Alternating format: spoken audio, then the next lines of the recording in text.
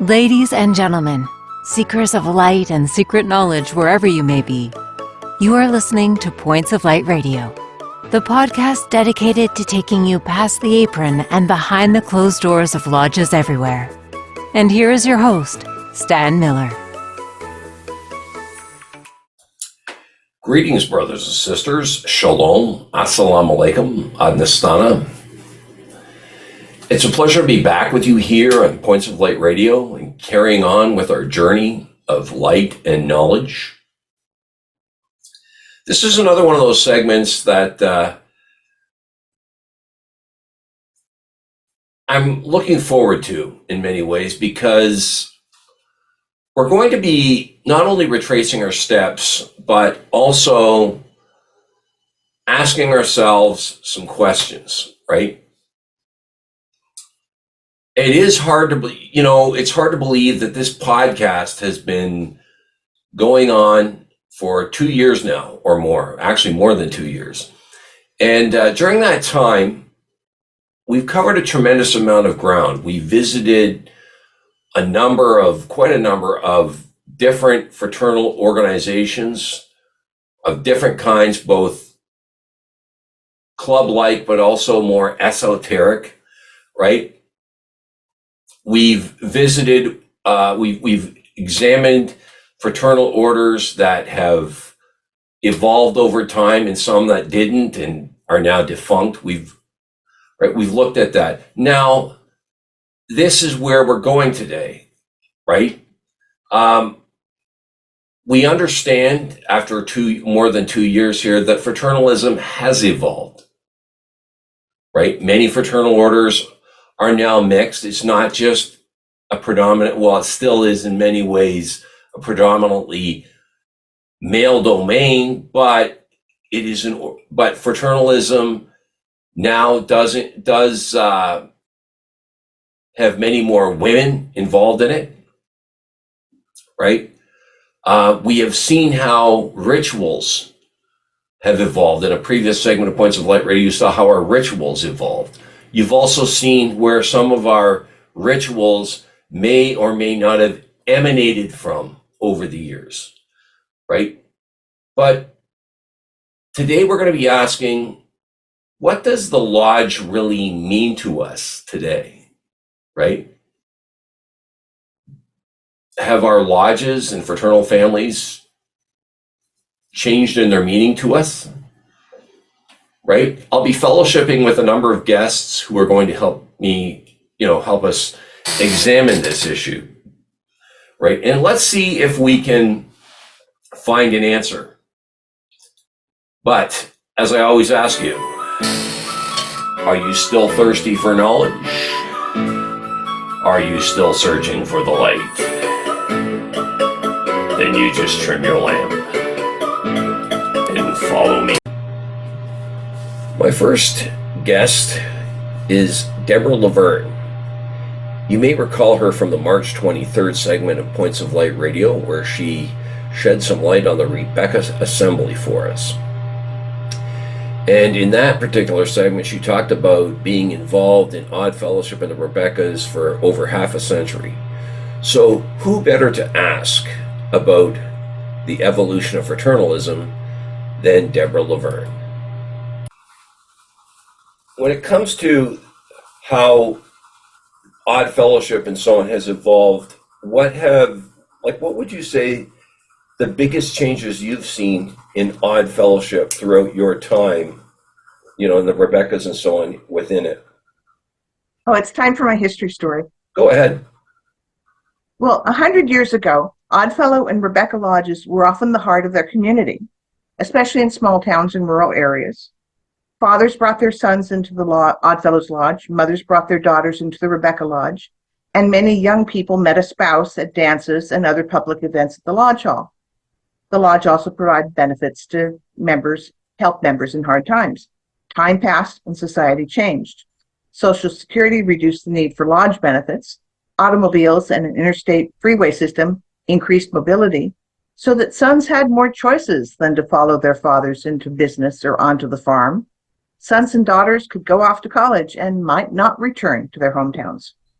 Some hometown lodges did not change their approach and dwindled when sons did not follow their fathers into lodge. And I represent the first generation that was lost because my mother's generation, those members of my Rebecca Lodge were not being very successful at getting their daughters to come into lodge. A lot of it was the daughters had moved away. And the daughters didn't feel like looking for a Rebecca Lodge where they had moved to. And if they went into a lodge, they didn't know anybody there. And without somebody acting as a mentor, they weren't going to get interested. So several of the older members of my Rebecca Lodge had daughters elsewhere. They were members on the books because the mother paid the dues.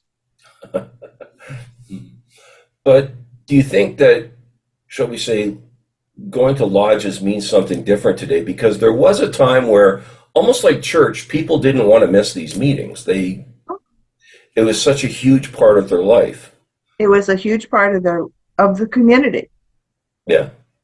Community interaction.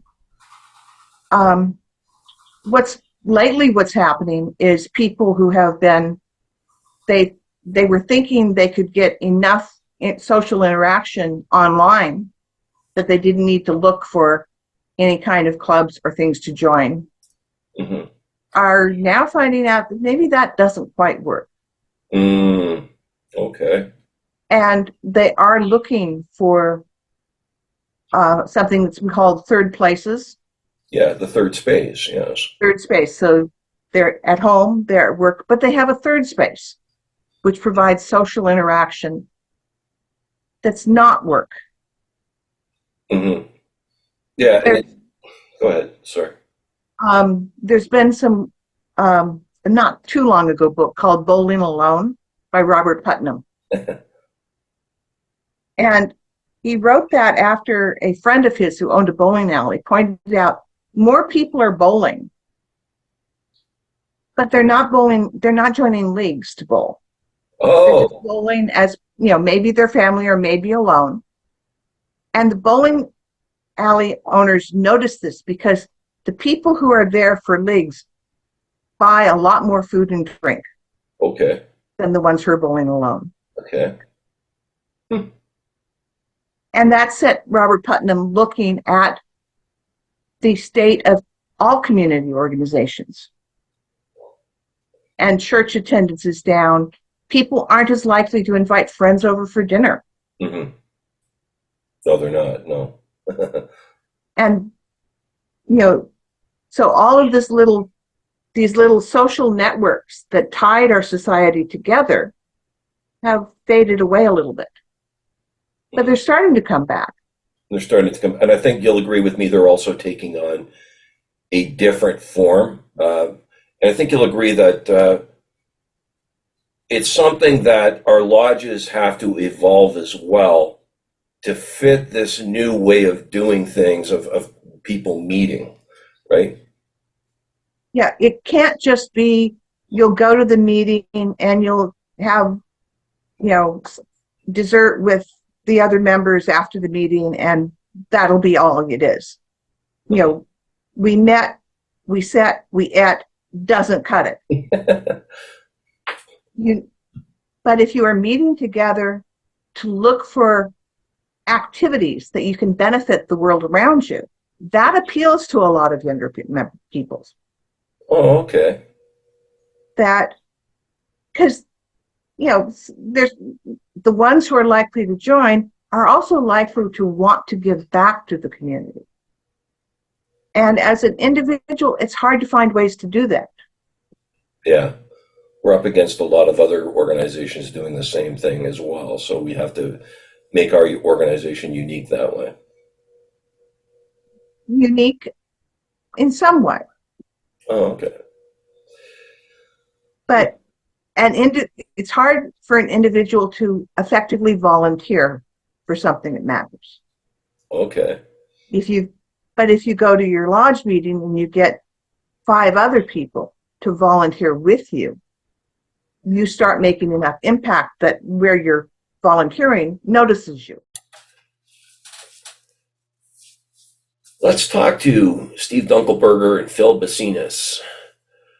They're in various different fraternal organizations, and you saw them on here before.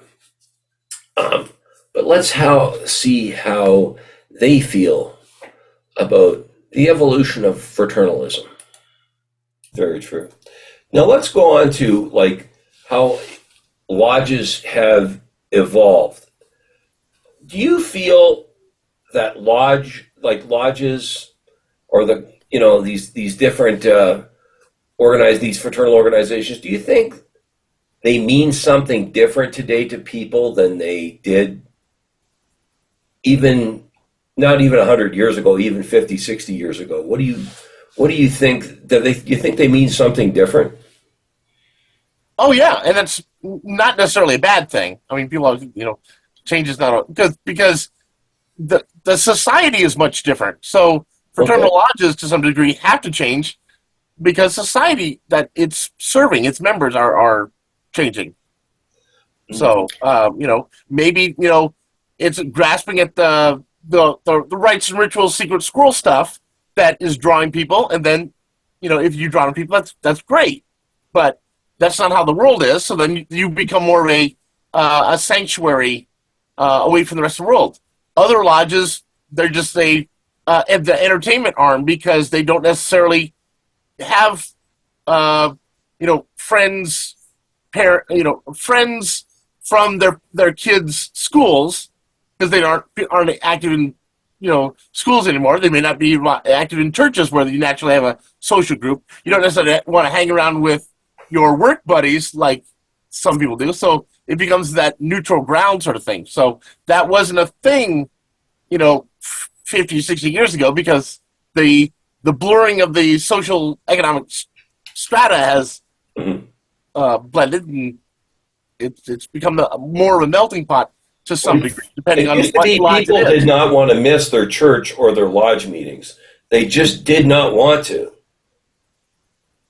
Yeah. Or are they willing to miss them now?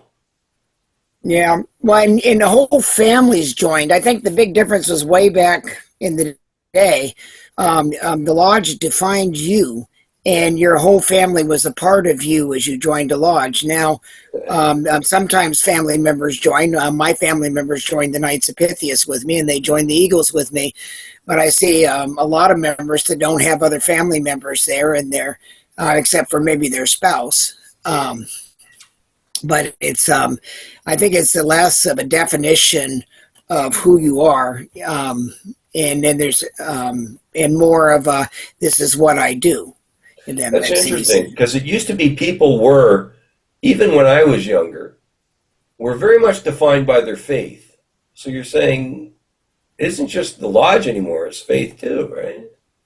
I would agree. Churches run parallel to this. Interesting. Yeah. Okay. Because Steve was bringing up the coffee hour dynamics, and I have a church background as well. Yeah. If you analyze what happens in a coffee hour, all that interaction can be applied to what happens in a social room in a fraternal lodge. Yeah. Yeah. Could it be though that maybe there's so many other things going on in people's lives and so many other things that will take up that space that they're quite willing to miss it or give it? They have more alternatives. Well, I can give it up tonight because I'm going to do this. Well, yeah, you think, even like, in the 70s and 80s, you had 3 channels. Are you watching Archie Bunker, The Fonzie, or, 60 Minutes? And now you've got 8 gazillion channels, and everyone has a and the internet, interface, and the internet, and, and families are busy, so they don't have the spare time because we don't have that middle class. And, at best, you have 2 family house or 2 parent households, both of which have jobs, versus where moms traditionally would have a stay-at-home mom, so they would want to go have a social time. Oh, let's have a social time at the Eagles Lodge or whatever, or a social at the church, to keep the metaphor going. And those are less because now it's being seen as one more thing for the family to do. And of course, a 7-year-old wants to sit there and do 7-year-old Pokemon stuff or whatever kids do. But, like when you look at it, back in the 1800s and so on, people took the time to make these elaborate costumes that we do our rituals with, or to even write rituals as well, right? You don't see that today. Why is that? We invented radio, and then we invented television, and now we have computers. People had to entertain themselves in the 1800s. Yeah. And they did it through theater and community and singing and acting. Or parlor reading of a Dickens tale. They just sit down and someone would read it out. Well, would never do that now. You can just watch it on Netflix. It's true, very true. Okay, brothers and sisters, let's digress here, shall we? My first guest, Deborah Laverne, talked about how at one point in time, lodges were at the heart of the communities that they were in. Right? And that definitely was the case, especially between, shall we say, the 1850s and the early 1900s. Lodges definitely were at the very heart of the communities that they were in. And don't forget, during that time, we have gone through where we've gone from being an agriculturally based economy to an industrial economy to a post-industrial economy. So there's been an evolution in society, and definitely we have been replaced at the heart of these communities. However, is it not possible that we can still remain, shall we say, close to the center of our members' lives, right? Deborah Laverne also talked about the fact that people move around more than they ever have, and that's extremely true. People do move between communities, clean across countries in many cases. However, what I say about this is we need to make our members aware that there is, when they move, we need to make them aware that there is, and I'm just going to call them lodges in this case, but there is a lodge affiliated with the organization in that new community, right? And the other thing is that if there is a lodge in that new community that they're moving to, affiliated with their lodge, that lodge needs to make them feel welcome. I will say this, that I have some of the organizations I belong to, when I have moved to new communities, the lodge hasn't been very welcoming in that new community. That's all I'm going to say about that. And failing all that, they need to be made aware that as well, that they can still maintain membership as a member at large, right? That way, if they ever do find a new community, if there's no lodge in the community they're going to, they can remain a member at large and eventually possibly either start a new lodge there, or right when they may eventually move back to the community they came from, and so on. Deborah also talked about how church attendance is down, right? But also, and from what I've seen during the course of this particular podcast, is lodge attendance seems to be up. Now, there's a question: how come, post-COVID especially, why is church attendance down? And from what I've observed, lodge attendance up. There's a question all on its own, right? Right now, I did mention to Phil Bacinas and Steve Dunkelberger about the time that people used to take to make costumes and write rituals. I asked why they didn't do that anymore. And Mr. Bacinas did talk about how the lodge really defined people at one time because their whole family was often in it. That's quite interesting, isn't it? Right? Like I said, though, right? we need to remember when we're part of these lodges still. And I think that comes down to it, where members still need to be being aware that they're part of these lodges, and to support them properly when they are part of them, to volunteer on committees within the lodge and support the lodges. So what are your thoughts, brothers and sisters?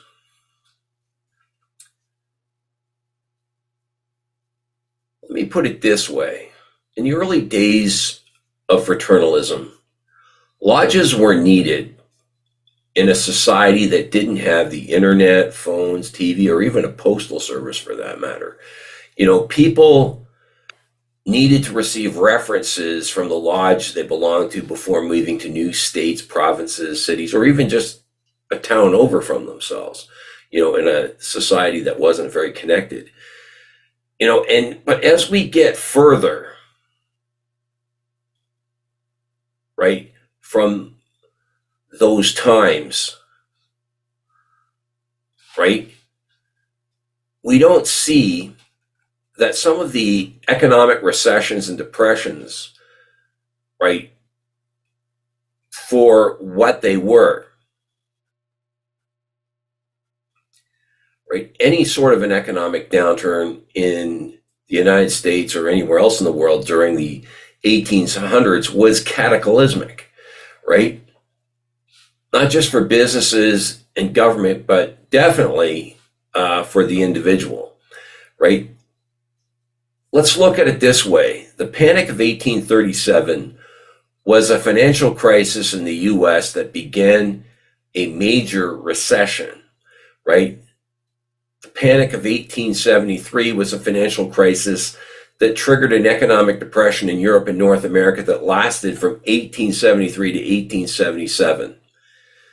Right? In the United States, there was no welfare state or social assistance. The individuals were pretty much left to fend for themselves.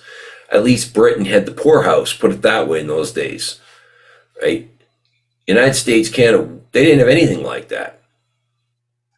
So one had to rely on their family, their lodge, or their church, and pray that these places could actually help them. Right? So our lodges were places of entertainment, right, as well as places to meet, okay? I mean, I keep saying this, look at the costumes, right? Someone felt strongly enough about the ritual to design and, right, make these costumes. They took the time, right? Without all the distractions and entertainment of today, people look forward to lodge meetings. They really didn't want to miss them. Our rituals have changed, right? They've evolved over the years, and as they should have, right? Lodges have changed in their meaning, as you've learned here over the course of this segment. Lodges definitely have changed in their meaning to us. But have we lost our passion? I'll leave it there. I hope you enjoyed this. Before I go, I want to remind you that this podcast is available on both YouTube and Spreaker. Please share, like, and subscribe when viewing Points of Light Radio on YouTube. I also welcome your comments and input. You can follow Points of Light Radio on my Facebook page at facebook.com/Points of Light Radio. My Twitter handle is at PO Light Radio.